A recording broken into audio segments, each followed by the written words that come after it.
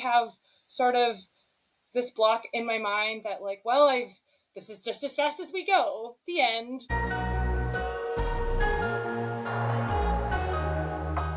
Welcome to the People Run Podcast, everyone. Thanks for listening. Today's guest is Bianca, someone who I met a few years ago when I was living out in Seattle. We met together through a mutual run club that's very famous in Seattle, very fun club called CSRD. If you've been to Seattle or going to Seattle, check that club out. But that's where I met Bianca, who was our guest today. At the time, we were running, and they do these runs on Mondays, sometimes the weekends. We ran and got really cool from there. At the time, she was injured, but was going to run New York City. The same year I was going to run New York City and somehow still ran the marathon. A little bit about her, she started running at a young age, but before that, she was very big into figure skating, found her love for running after, which we'll touch on, and then took a little break and's been crushing it ever since. After her break, there was some challenges and stuff she had to adjust to fall back in love with running. But without further ado, Bianca, thank you for hopping on and welcome to the People Run Podcast. How are you today? I'm doing great. Thank you so much for having me. I love the opportunity to talk about running and how it's been a huge part of my life and how my relationship with it has evolved over the years. That was a really interesting time when we met. It was my return to the marathon after 4.5, almost 5 years away from racing at that caliber. And I was just trying to explore what this could be again and how it could fit back into my life. And it was a really cool time. Yeah, for sure. I agreed. Vibes were great at the time. I remember you were still going to run it regardless of injury. But, something that I vibe with and the reason I have you on, for those listening, Bianca just runs with a lot of joy and fun. That's what's so cool about her. She's also a badass, excuse my French, in running as well, which we'll get into. But, talking about that time, you were injured. You were, I don't know if I'm going to run New York City. I may run New York City. Did you ever think we would record a podcast? And what would you say to that person? What's this, 3 years ago now? It's crazy. We're in 2026 now. Yeah, looking back at that person, I was at the beginning of this journey of evolving my relationship with this sport. I had been an elite athlete my entire life, and results and competing and trying to be the best had been so important to me for so many years. And then I'd had some failures along the way, and it really took a toll on me. And so when I stepped away from the sport, I stepped away in 2018 was the last time I had raced. And at that time, I thought I was never coming back. I thought maybe I would be someone who jogs for fun. And I continued to run during that whole time off. I just didn't enter any races. When I decided to come back, my main goal was to just have fun. Okay. At the time I came back, I wore a ton of glitter when I would race, and I still wear glitter sometimes. I would wear ribbons in my hair and just kind of make it like a celebration of what I was capable of. Yeah. And kind of an exploration. And at the time, I don't know that I would have described it this way at the time, but in hindsight, I realized I was just really curious to see what this former elite athlete still had in me, what am I still capable of at this stage of my life? So heading into New York, I did end up getting injured. I was not used to running at that caliber. Again, I also tried super shoes for the first time, and I ended up with an Achilles injury that caused me to take about a month off running in September before the New York City Marathon. And so I trained almost exclusively as cross training. And then I did a return to run program in October. And the goal was just to get to the start line healthy and have fun. And I did that. And I got to the start line without any pain. I went out there and had a ton of fun. And that really started this return to pushing myself and seeing where we can take the sport. Yeah, for sure. Honestly, thinking back on that time, I remember you were like, I'm just going to run it for joy. And it was my first. I should have probably listened to that. personally, I was with the group and everyone's like, I'm running this pace. And I had a time in mind and I did not do that, especially New York being such a hilly and bridges all over. But you definitely had a fun race where I had a very brutal New York City Marathon. I think that was the first year where New York Marathon started getting hot too as well, or maybe the year before that was super hot. So that part sucked for me, but touching on that, you kind of mentioned you took a break from running, and that was kind of the pivot point, that time where we like met, where you were starting to get back in love with it. But why'd you take the break? What happened, and then we'll eventually get to how you came back. Yeah, the journey to the break starts really early, so bear with me. As you mentioned at the top, I actually started running in elementary school. At the time, I was already a figure skater. I was a ballet dancer. I had started those sports as a toddler. And I started running because my school did these annual Terry Fox runs. They happen in Canada. I don't know if they happen down here in the US, but it was, a little fun run that was a fundraiser for cancer research. And so I would participate in those.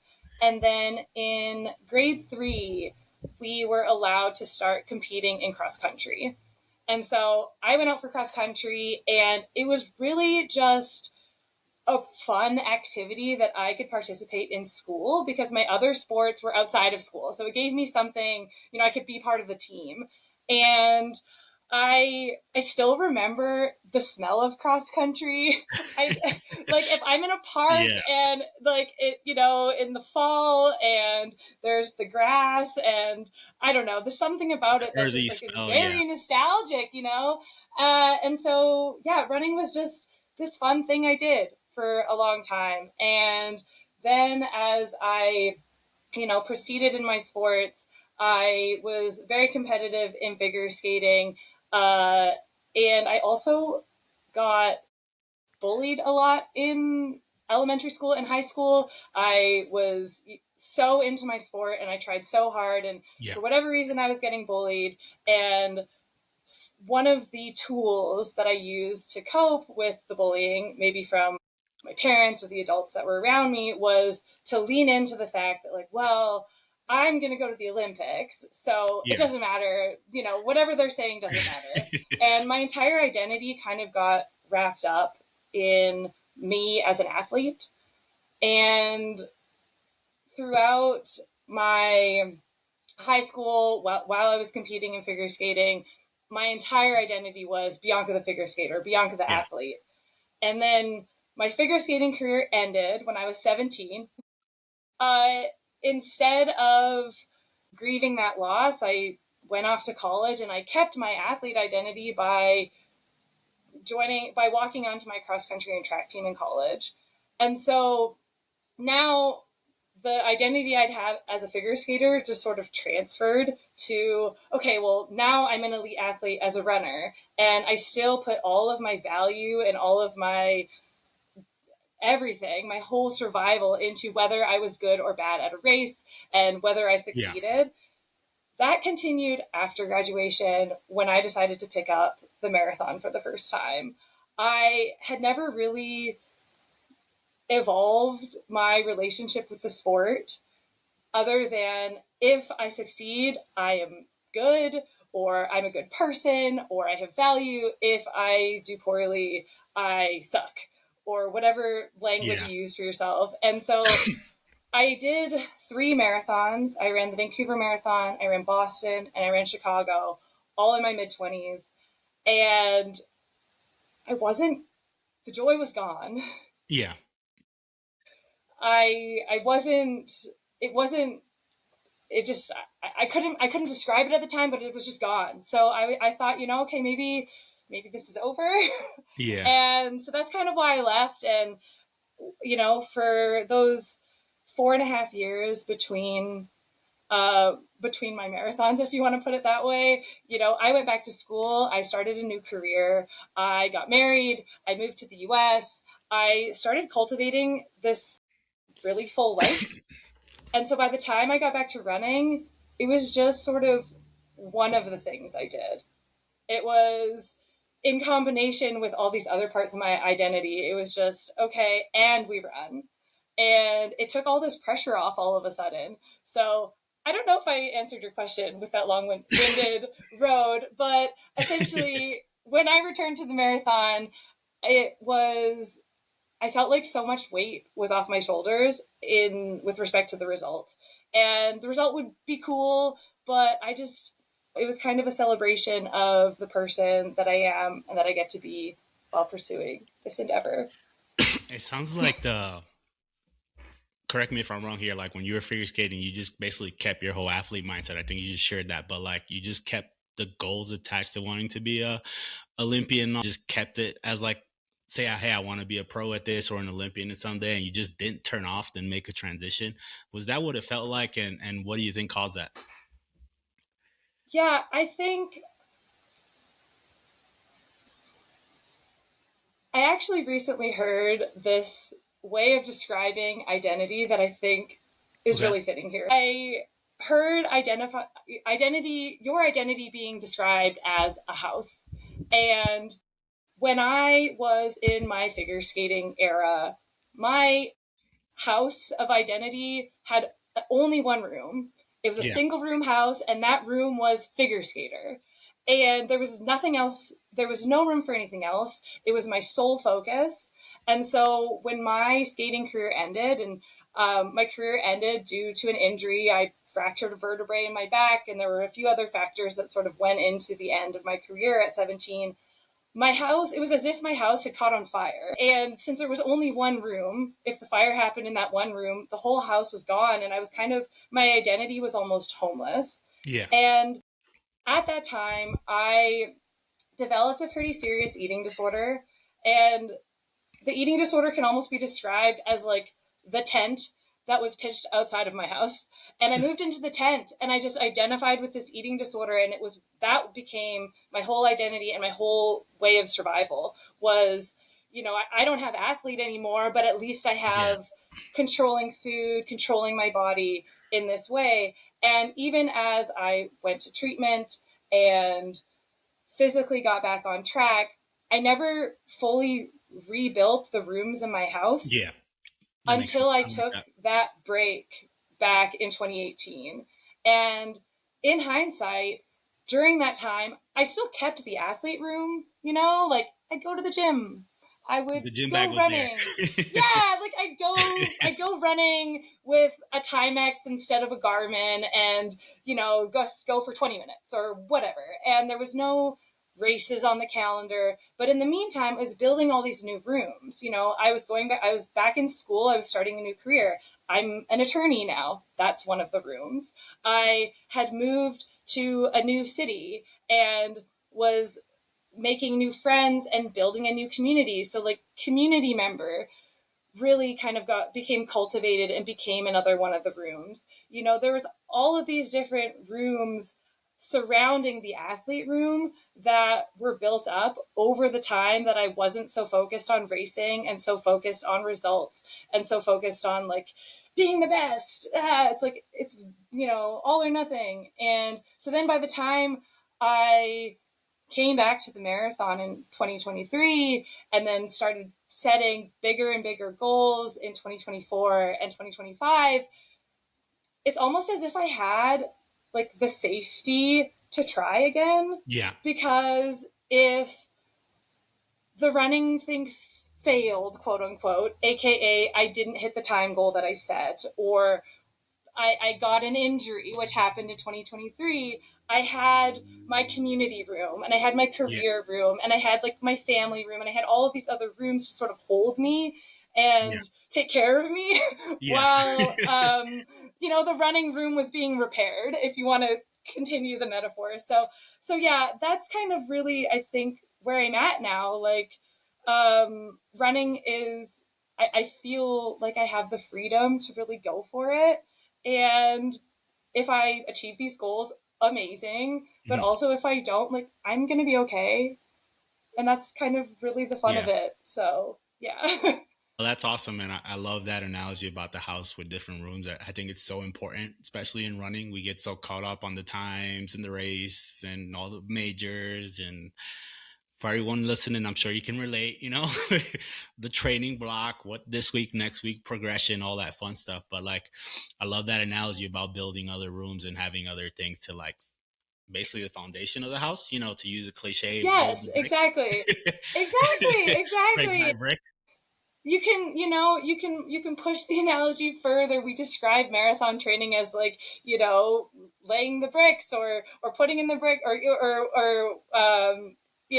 it's the same thing. It's you're when another thing that's one of my current mantras is when you work on your goals work on you. And so if your goal is to run X pace in the Yeah, marathon or beat whatever time in the marathon, you're going to take all these steps and do all these actions towards that goal. But then by doing those actions, like you're going to change and evolve, exactly. and hopefully in a great way. Like I love how the process of marathoning has helped me evolve over the last couple of years. It's a lot of fun. No, I love that and agreed with that mantra. Talking about those breaks, right? I'm going to keep this analogy going. Yes. It sounds like around that break, you were able to shift from the athlete and maybe weren't in the best of like proper training and joy of it, but we eventually in that 4 year gap went to like building the bricks and finding the joy back again and building the Bianca that we see today. What happened during those 4 years? Like what helped you build that, foundation to a full house to have that 5 bedroom and 3 bath? Um, it's kind of expensive in Yeah. Seattle, but you get my point. Hey, I get your point. No, for sure. There was a few things going on. I have to acknowledge that. So I mentioned earlier that I had a clinical eating disorder. It was Yeah. anorexic and bulimic. I got professional help. I went to intensive outpatient treatment, and then from there I worked with an eating disorder specialist dietitian. I was also in therapy for many years for the entirety of that break, and I Yeah. continue to be in therapy and I continue to work with a dietitian to this day. I really had to reassess my relationship with the sport of running and figure out if it could still safely fit into my life. And one of the things that we, as in myself and the team around me, determined was that I was an athlete before I developed the eating disorder. Yeah. So, therefore, there was a future where I could go back to being an athlete if we could process the eating disorder and like move through it. I say that because there are some folks out there who struggle with eating disorders who pick up the sport as part of their disorder. Yeah. And for me, I was already doing the sport, but what happened was my training and relationship with food and relationship with my body and the eating disorder all kind of got conflated.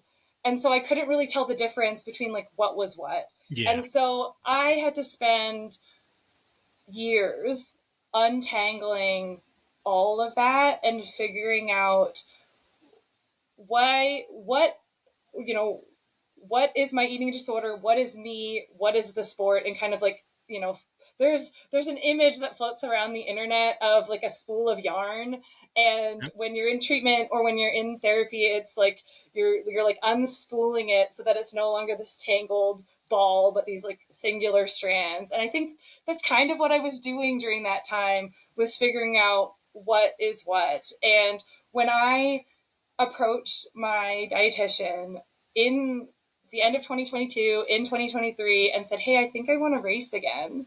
Uh-oh. She, yeah, yeah, set out some benchmarks. She weighed me, which is something that I'm not allowed to know. She knows my physical weight. She tracked my food on my behalf to make sure that I'm getting enough and that we're fueling. And, you know, yeah, we put all these sort of guardrails in place so that if I'm going to do this, we're going to do it safely. By taking the energy away from the goals of achievement in running, by almost like loosening my grasp on those goals, I was able to focus on these other things and then come back and really go for it now. No, yeah, I love that. And first and foremost, thanks for sharing that. As we've spoken about this off this recording, like running for us, at least us talking here now for those listening, is a life journey. And like, what's 4 years sounds like a lot, but what's 4 years in the realm of progressing and improving yourself? Like Yes. the marathons are still Yes. going to be there. There's still, well, the majors are getting crazy, but there's a whole bunch more races going on. So it's amazing, to see that transition. But touching on that, you went on to after setting some very big goals. I remember Did. London was next on the goal and wanted to maybe hit a sub 3 and went for London. And you talked about, wearing the glitter. I remember seeing that. Like, what was that London experience like? And starting to go from like, okay, I had my injury, I ran New York, I had my fun, like game face on. With everything Yeah. you had, you basically grew into a new person and like a lot stronger, better, and faster. Yeah. So the sub 3 goal was actually something I set back in 2017. Okay. My very first marathon was the Vancouver Marathon. My goal that I'd set for that race was to qualify for Boston. I successfully did that. I ran around 3:19, which was, hit the standard at the time. Yep. And so my inexperienced and not as evolved self, I guess you could say, set this sub 3 goal, and I was not successful. And I tried again at Chicago. I was not successful. And then I took my break that we just talked about, and I sort of put that goal like in a box on Yeah. the very back shelf. I'm like, maybe we'll never pick it up again. Even when I was doing, training for New York, Yeah. it wasn't on my radar. But we got through New York and we were now healthy. And so I thought, okay, let's go for it. And so, yeah, I went for it at London. I was unsuccessful, but I did run a 15-minute PR, so it was still like a really Very good successful. day.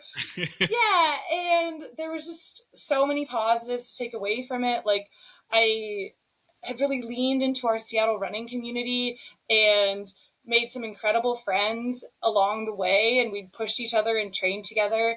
I was able to go on a vacation to London with my husband, which Yep. was so fun. And we got to, we got to go to Wimbledon and Yep. do some other cool things when we were there. And so, yeah, I technically failed, if you want to say that the goal was sub 3 and I ran 3:05, but it was such a great learning experience and it set me up to try again.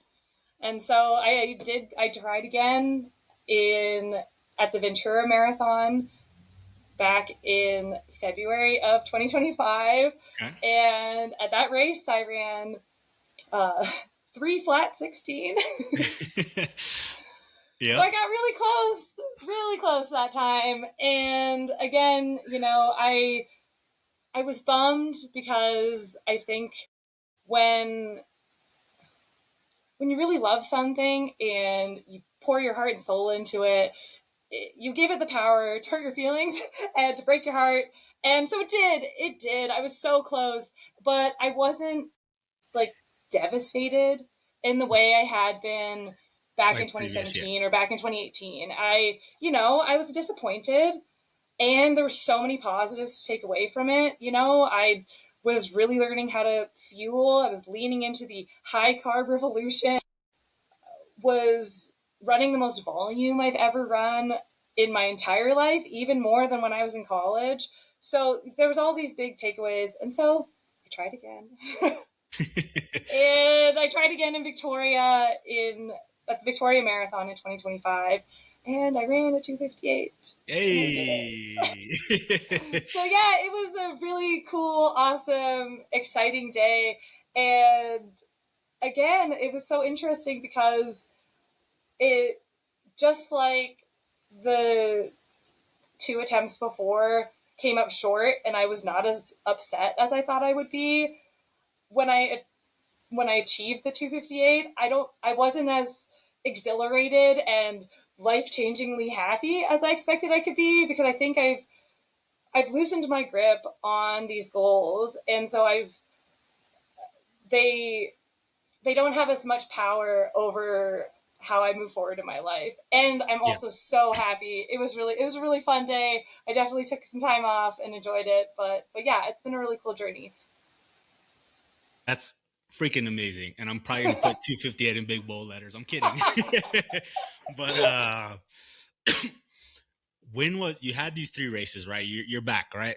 And you got these three races, and well, first off, let me backtrack. Was it more of an afterthought, the sub three, after as you came back from your break, or was like part of the goal was like, look, I'm back, I feel great, but I'm also running sub three?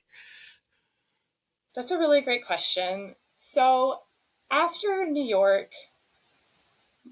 the goal I wrote down for London was to PR. Okay. 20 minutes from 319, my very first marathon, was still my PR. Yeah. That just seemed like such a large amount of time. And Yeah. so initially I said, okay, 319. And for that block, I ended up working with a coach. And my coach at the time saw my workouts after the first month of training and said, I really think you can run sub three. And so I decided to go for it. Okay. And my coach was believing in me, so I decided to believe in me and, you know, see what would happen. So yeah, that's kind of how it sort of came together Got it. as Okay. the goal for that build. I was curious on that. Like, obviously you're coming back and you're training and having great success. On that same note, like, what came first through? Like, what did you think? You crossed the finish line at London. It's been years since you run. Yeah, you ran New York, but like, hey, I'm going all out this race. What came across your mind in London? Obviously, there was a big sense of joy, but did you feel like the athlete again, but better? I was surprised at how stoked I was. Yeah. Which sounds so silly, but you know, a month into the build, I'd set this sub three goal and then I cross the line and I don't run sub three. Yeah. So, according to my old self, failure. But I crossed the line and I just run this huge PR. My body felt great. I had fueled throughout the race. I had so much fun out there. I couldn't not be stoked. And so yeah, I think I it was really awesome and I really loved it. It's got to be a great feeling, coming back to running and then this big PR, new city. Like I've been to London as well. It's an amazing city. I loved it. What would you say like was the breakthrough for you? As you continue and you're continuing to progress in running now, after the break and whatnot. Like, was it mental first, physical? Like, what did you feel was the biggest breakthrough?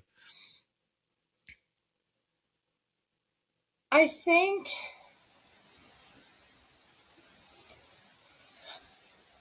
it was all of the above. All the above. Okay, I that's great. think I'm really big on mantras, and there is this one mantra that is I heard it from the famous Alexi Pappas. I don't know if she got it from somewhere else, but it's actions first, then thoughts, then feelings. Ooh, I like that. And I find it applicable in marathon training in so many ways. But for me, one of the things that I really had to learn in this return to marathoning was how to fuel for the marathon. By the time I returned to racing in 2023, I was firmly in recovery from my eating disorder. I was eating enough for a normal person who doesn't run marathons. Yeah. But marathon fueling is different. It Yeah. is more. Oh yeah. And I was very resistant to this at first. Despite all the work I'd done in recovery, the idea of having to eat more was a huge battle for me mentally. But I wanted to run and I wanted to do the marathon, so I trusted my dietitian and she said I had to eat more. So I took the action and I ate more and I hated it. I was so mad all the time. I was like, I can't believe I have to eat another whatever. And then my workouts started going better and my recovery started being faster, and then I started getting faster, and all of a sudden my thoughts about the eating changed. I wasn't so mad about it anymore. And then eventually it it evolved to where I was actually like stoked that, okay, now I get to eat double dessert today, or like whatever, like I'm eh, I think that's really kind of how my thinking has evolved Yeah. in this, I think, period of pushing myself and trying to strive for these goals. Yeah, no, for sure. And carbs is definitely the name of the game right now. I think more and more research every day is coming for carbs. How do you feel now, versus I guess your first try at sub 3, like marathon versus the 2:58, and I know you're training for one now. Like how's the feeling Yeah. look now? So at the Victoria Marathon in October, I actually hit a carb PR as well Hey. as a running PR. It was I emailed my dietitian afterwards, and in my sort of race recap, we talked about that, and I think we hit roughly 80 grams of carbs an hour or Yeah. so is what worked for me, and that was a combination of drink mix as well as gels. And I, in training, will fuel on any run that's going to be longer than an hour. And that wasn't an original idea. My dietitian told me I had to. And then I adopted it and it started working. And so now I very happily will fuel on any run over an hour. I bring a single gel or I bring a bottle with drink mix in it and I just do it. I typically will fuel at like 3 to 4 mile increments, and or as in take a gel, I guess, every three to Yeah, four miles. I And gotcha. then I'll have drink mix, and every workout is bookended by fuel before, fuel during, fuel after, if the run is more than an hour. If the run is less than an hour, there's still fuel before, fuel after, within 15 minutes Yeah. of either end. But then also, I guess, the rest of my day, I mean, I'm just making sure I'm getting enough. And I still work with a dietitian to this day. We Yeah. meet up every other week and we talk about fueling. We talk about sometimes my feelings around fueling Yeah. I'm and sure there's some discussions go on from carbs, this there. carb. Uh, Yeah, yeah, exactly. what is your if dietitian thing now as you run and fuel so much more? You text her like, "Hey, I just hit a PR on the race, but more importantly, I had a PR on carbs." What's that response look like? Oh my gosh. I mean, she seems stoked. I Yeah. mean, I'm stoked. She's stoked. Uh, in our early sessions, a few years ago now, I was very stubborn and I would really push back on Yeah. her advice.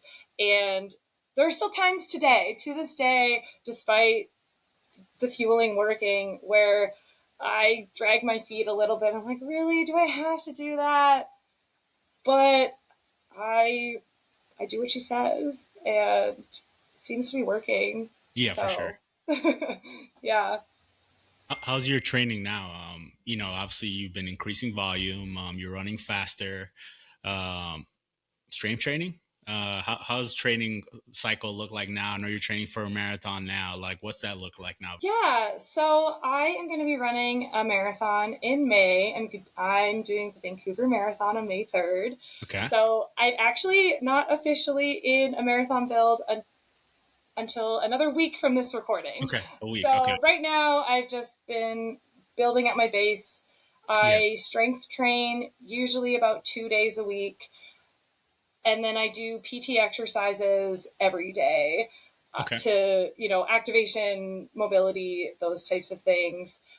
This block, the biggest thing I'm focusing on is my self talk and I think my mental preparation, if you want to call it Yeah. that. I'm going to try to run faster, and I identified over the break from my last marathon that these faster paces sounded really scary to me. Yeah. I calculated the pace I would have to run to run the next goal marathon that I want to do. And I was like, that's impossible. Like, my initial thought was like, that's impossible. I can't run that fast. And I have been practicing running on feel, first of all, a little bit more. And then also just telling myself that I can do it. Maybe I'm gaslighting myself. Maybe I can't. It's impossible to know at this stage, but I say things like, we are fast enough. I can run this I can run this pace. We've done this before. Just like silly little, you know, mantras No, or good words self of talk. Yeah. affirmation, positive self-talk to convince myself that actually we are totally capable of whatever this fast, scary pace is. It's not that scary. And so that's kind of something I'm working on. TBD on whether it's going to work. But yeah, it is something that I did in my last block, talking to myself. Yeah. um, but yeah, I'm just kind of trying to build on that. That definitely is a big one, right? Because you got to believe it to make it happen. Otherwise, it's, it's not going to Yeah. happen. What are your runs look like now? Are you still doing group runs with CSRD and Green Lake and those groups? Yeah, I will do the Saturday morning runs with Green Lake, the Rise Okay. and Shine. I'm I'm pretty consistent with that run. Throughout the week, because of my work schedule, I'm typically not able to do any of the other group runs. However, because I have kind of been plugged into the community for the last couple of years, I will find people to meet up with. Uh, for example, I have to go into the office a couple of days a week now. And so on those mornings, I will meet up with someone at 6 a.m. and get our workout in. And so, yeah, it's a good mix of, running with the big group every Saturday and then kind of running with a few people here and there throughout the week. And then, of course, there's a few runs I got to do by myself because you just got to get them in. Yeah. Yeah. Are you coaching yourself now, or you still have a coach? Yeah. So I am coaching myself currently. Okay. I have the advanced marathoning book from Fitzinger, and I have done I love that one. That's a his. good book. It's so great, and Yeah. I did those plans uh, for my last two marathons, and so I'm trying one again for this block with a few modifications to bump up my mileage a little bit. And I also recently got a Peloton, so I'm using that as Hey. a way to increase my base mileage without actually putting miles on my legs on the road. Yeah, ain't no shame on a treadmill here. Like whatever you got to do to get it done. Treadmill definitely does work from what I've seen and tried myself. So that's a win there for sure. Yeah, no, it's great. That's a good book too. I haven't done the plan, but I do have the book literally like standing right in front of me. Good plans in there and whatnot. So that should be fun. Um, Yeah, I typically do the 12-week plan. It's the perfect amount of time for me personally to feel like I can lock in preparation for the marathon. Historically, I've done 16-week plans and I yeah, find them to be too long for me. The thing is that I do still run a lot when I'm not in a plan. This week, I think I ran somewhere in the 60-mile range. okay, And so that's my base. And I'd like yeah, that to be my starting point base as I move forward and build up from there. big base now, 60. Whoa. what Yeah, What are you thinking of peaking at? I think for this build, the goal will be something like 70 to Okay. 75. I'm gonna listen to my body and Yep, for see sure. how I feel. But for the Victoria Marathon, I peaked in the low 70s, and I was tired during the build, but I didn't get hurt, and it worked. And so I think I'm stronger now, and I'm gonna try that again and see what happens. What do you do for recovery? Like, obviously 60, 70 is pretty big. You got work, right? Like you mentioned, family and friends, Yes, community, having fun. so there's a few things. I'm really protective of my sleep Yep. during a marathon block.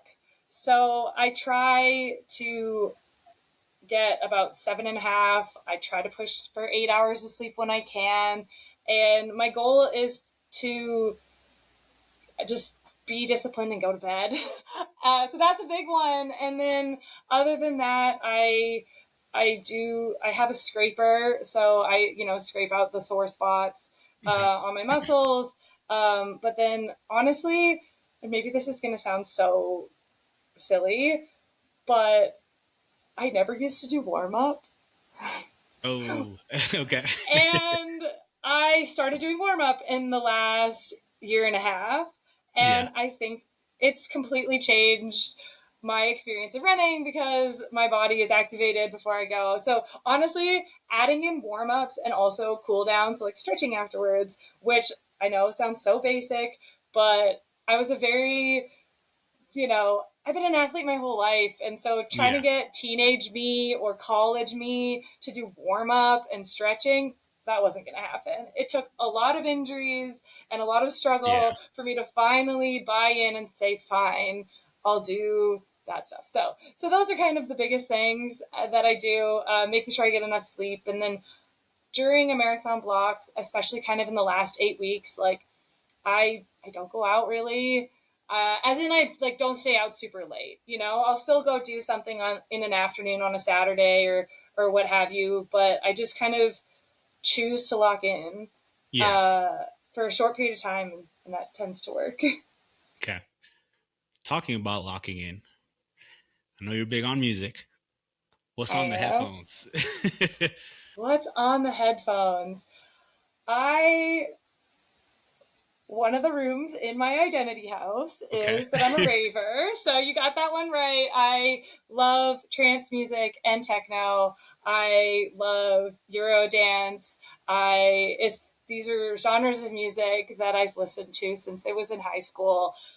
I don't think I could name like one specific song that's in my headphones at a given time, but anything in sort of the trance, techno, Eurodance lane, I'm probably listening to it for sure. For those listening, what about some artists? Okay, for those listening, artists that I'm currently on, Marlon Hofstad is DJ Daddy Trance. He's awesome. Kiki, DJ Jiggla, those are just to name a few Okay, that fair have enough. been really high on my radar. You have the classic trance artists out there as well, but yeah, I would say that those would be my current top three. Let's say that. Okay. So people can look up. I gotta look some of those up myself now. Okay. You mentioned running on feel a few times, right? Like, how's your running now? Do you run on feel? I know you use a watch, but at some point I know you use, and you mentioned it here, a Timex GPS, like old school, like no heart rate, no lap, no GPS. Yep. Like, what's that like Yeah. now?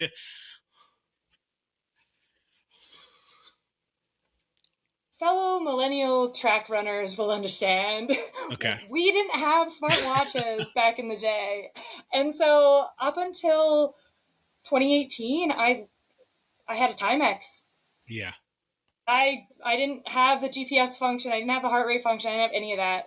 My first marathon, I actually wrote my splits on my arm. So I was trying to run 3:19, and so I had every 5K where I was supposed to be, or I was trying to run 3:20 was my goal, sorry. And so every 5K, I had what I was supposed to be at if I was going to reach that goal. And then every 5K, I just look at the clock, I look at my arm, speed up, slow down, and it worked. I ran 3:19. And so now that we have the fancy technology, I do have a Coros watch. I do wear an arm band heart rate monitor, but I try not to really look at it Yeah. while I'm running. I prefer to use that as kind of FYI data after the fact. However, sometimes, if I'm doing a workout or trying to run at threshold, for example, I will look at the pace screen to make sure that the first set's not way too fast or something like that. But something I recently realized was that if I could see the heart rate screen on my watch during a hard workout, sometimes it would psych me out Okay. because I'd see my heart rate, going kind of high, and then I'll think, oh my gosh, this is too hard. But actually, it's not too hard. We're fine. So I really just try not to think about the data too much and use it as a tool afterwards. Yeah, I can relate so hard to that right now. I'm not running big mileage right now, but like a lot of threshold and speed work, even faster than last time we spoke. And I feel like I was looking at my watch, and the minute it hits 170, I'm like, oh no, wait, let me back up. But then if I like don't look at the watch and just think, I feel fine and probably could go faster. And like I'm Yeah. capping myself based off the watch, and I hate that feeling like, hey, there's potential here, and I'm just not maximizing it because I'm looking at the watch. I know everyone's different. Some people are very analytical, they like looking at the data, but I think there's something to be said about learning the feel, at least, right? Use both, but learning the feel. And that's what I love about your running. Like you're very off feel. You are no Strava for a long time. I didn't have Strava for a very long time, that's true. PS watch. Like, so do you go to the track and you just go off, hey, I know I need to hit this time, and you just forget about like pacing, or do you do a mix of both?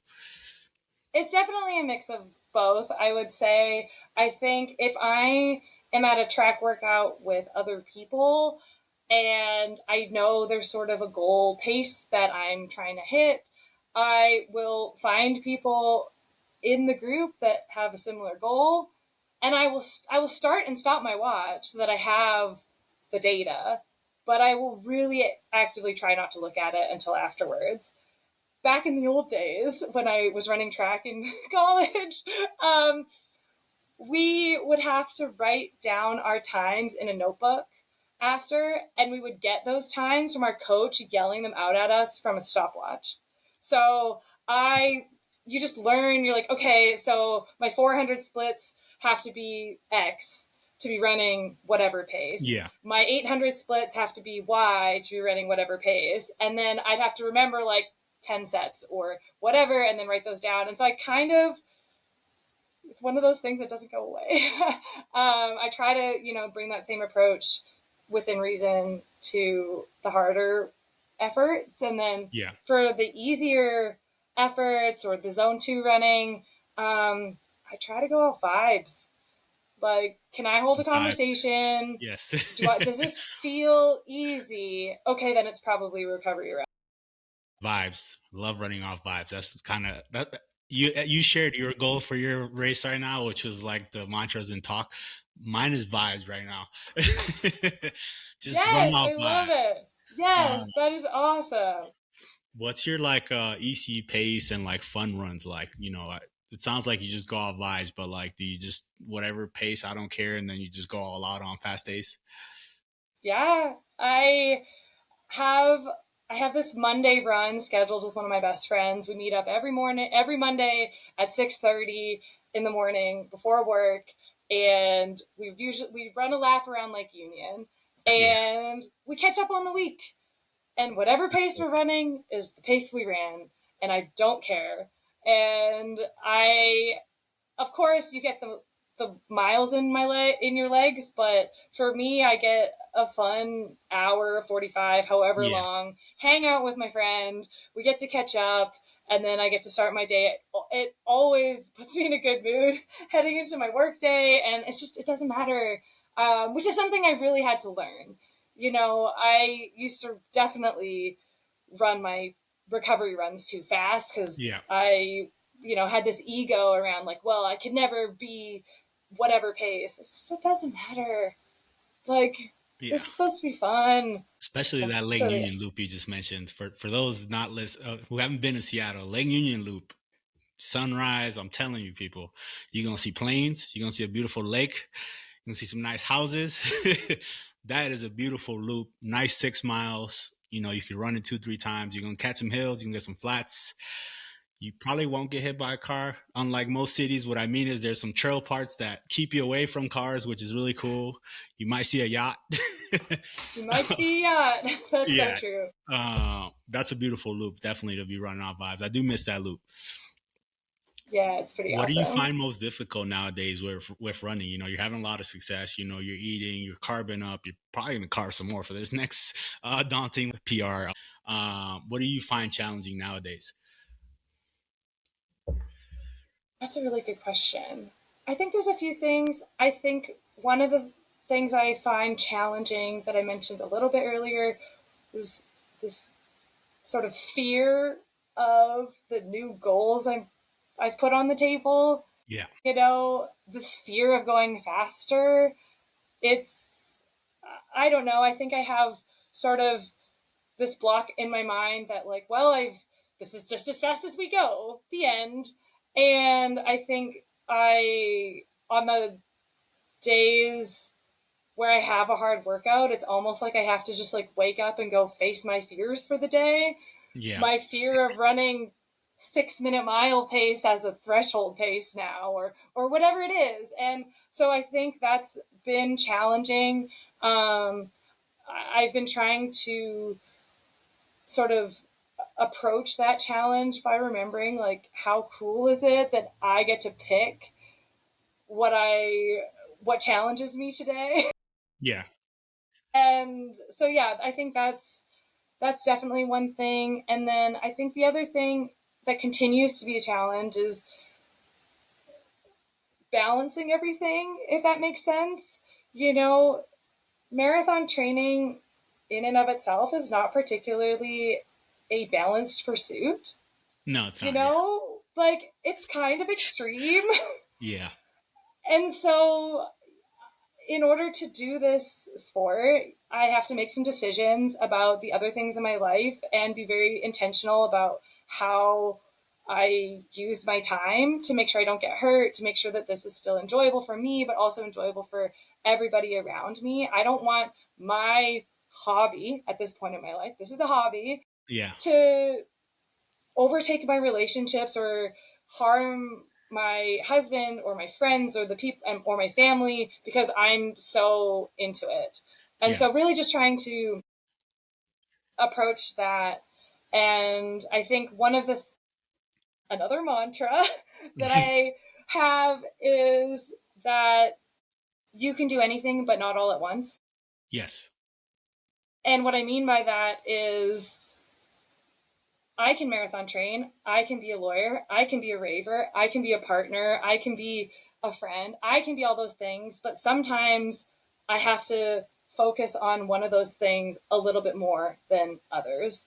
And when I decide to marathon train for 12 weeks, I'm choosing to kind of zero in on Yeah. that one thing. Or going back to the house analogy, to spend a bunch of more time in the marathon room for Yeah. 12 weeks. And that means I probably won't spend time in the rave room for those Yeah. 12 weeks. And that's an intentional choice. But it is, I guess, I think it's still a challenge because you have to sort of be intentional and make some decisions. But I'm pretty stoked, I think, with how those decisions are going these days. No, for sure. I think everything you mentioned is kind of how you do it. Like, take with a grain of salt for those listening, but like from a thought perspective, you kind of need all those rooms even to have success in the marathon room. um, I think even pros say it is not an easy thing to like, hey, I'm going to lock in for 12 weeks and you're not going to see me for 2 hours every day for like almost every day.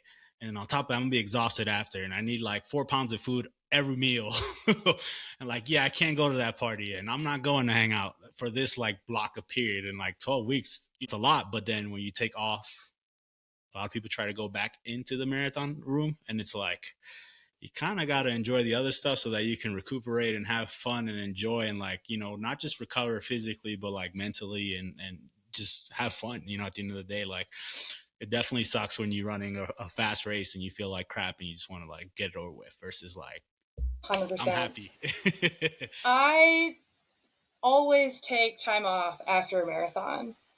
After Victoria, I took 2 weeks almost completely off. And the only reason I say almost is because I did one 5K fun run during that 2 week period off. I was on a trip in Amsterdam and there was an opportunity to jump into this fun 5K. Yeah, that's And cool. so it was a group run and I jogged there and I jogged back. So I think in total for the day, I did about maybe 6 miles. Other than that, I was off. The reason I was in Amsterdam was I was there for a work trip that also had some fun components involved. I was at a music business conference, and so I also attended some music events around that. Part of why I choose to do the 12-week blocks instead of anything longer is because it gives me the ability to like be really excited about marathon Yeah. training, because it's just like, yes, 3 months is a long time, but it's just 3 months. Yeah. And 4 then is like daunting. I don't know, I would agree though, 4 just does feel like so much longer to me. And I try to put something fun on the calendar for after the race, that kind of thing. So yeah. No, I agree with you. Like I'm not yet at the point where like my fitness can justify 12 weeks unless for a half, but that is a goal for me sometime this year because I'm focusing on speed. But like 16 weeks is just like a lot of freaking time. It's longer than the business quarter. um, Exactly. and if you're running year round, like, do you really need another 16 weeks of punishing yourself at like these exuberant paces, and just going into a race fatigue? That's something I've been battling with. So I'm going to steal that, even though I'm recording and podcasting here. That's a tip I'm going to take for me here. Please take it. I borrow mantras from everywhere I hear them. I write them down on little sticky notes or in my notes app in my phone. I don't know. They're free. Take them. What would you say to someone who is trying to get back, similar to you, their joy of running and is afraid to take a pause break from running? I think it's really important to find out why you run. I I spent that time while I was not racing figuring it out, asking myself, like, one of the questions I had to ask myself when I was recovering from my eating disorder was, why am I running today? Yeah. And if the answer was, I feel guilty because I ate X, I was not allowed to run that day. Because that's not, for me, as someone recovering from an eating disorder, that's not a valid reason to go for a run. Meanwhile, if I could honestly ask myself the question, like, why am I running today? Well, I'm studying for the bar exam and I need a mental break, which is a Yeah. true reason why I was running that summer. I would go for a run because that's reasonable. I studying for the bar exam is really hard, and so I would study for like 4 or 5 hours in the morning, take a midday jog break for an hour, and then I'd go back to studying, and that was healthy, and that really helped me evolve my relationship with this sport. And I think if I was feeling burnt out, or if you're feeling burnt out in running, or you're trying to re-find the joy, I think you have to figure out why you're doing it in the first place. And once I kind of got the answers to that question, and that answer evolved, it's not the same answer every day, Yeah. but once I kind of figured out that answer, I was able to lean into the one of the core answers was like, I really, really love this. It's so fun. So yeah, that's how I would approach Love it. that. Where are you finding the most? I know you got this race coming up, but like, where are you finding the most joy of running now, and where do you want it to go here going forward? There's a few areas. I don't know that I could identify just one, but I get so much joy out of running with the group on Saturdays. Yesterday, for example, it was pouring rain. Yeah. Like, you know how it can get in Seattle, Yep. just so wet. And we had this great group of runners out there. We had to run through the mud. It was slippery. We were just looking out for each other, trying to, okay, new goal for this run is to not fall, or whatever silly things we were saying to each other. It was just so fun. So I'm getting a lot of joy out of those experiences. And I think also, joy in the curiosity of, what can I get out of this now? Yeah. Where can I take this now? Kind of identifying that I feel safe in setting these goals, which I mentioned earlier, has made me feel like really excited to just go for it. And, I've set a time goal for my next marathon. I might not hit it, but I'm sure as heck gonna try, and that is super fun and exciting, and we're just gonna see what happens. Okay. Everyone, find the joy in your running. Take a break if you need to. Stay lofty and ambitious, but have fun and find that joy in running. This has been the People Run Podcast. Thank you, Bianca, for being on. Until next time, guys, tune in.